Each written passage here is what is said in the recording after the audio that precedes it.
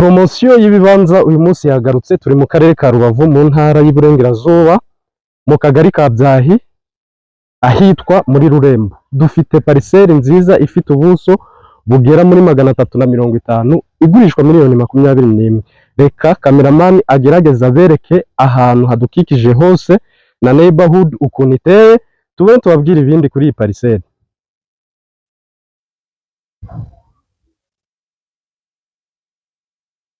Nongeye ndagusuhuje nshuti wowe udukunda buri gihe, ukunda gukora subscribe, follow, like ndetse n'ibindi ku mbuga zacu.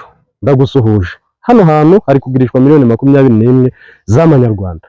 Hari neighborhood good kabisa. Ni heza ku buryo wahashyira inzu yawe kandi hashobora gutuza umuryango urenze umwe. Ubuso 350 buba bwatuza umuryango urenze umwe. Nahanyu rero.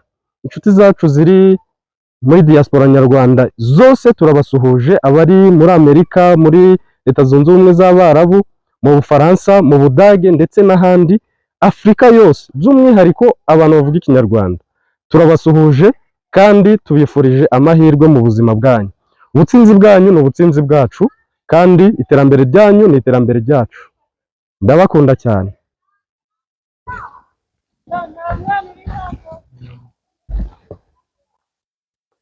Murareba iki gice kiri inyuma yacu ukuntu ari cyiza kandi ni igice gituwe. Hano turi imbere yacu ni ku mupaka neza, umupaka ariko urubatswe, hariho uruzitiro. Ni ahantu heza, umutekano waho uri full ku buryo wahifuriza umuntu wese kuza kuhatura.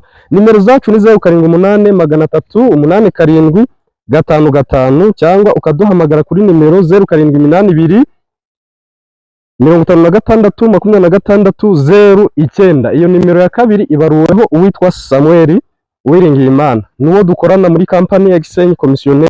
Komeza udukunde kandi twabifurije ubutsinzi mu byo mukora byose. Turabakunda cyane. Yari Gad guturuka muri Gisenyi Commissionaire.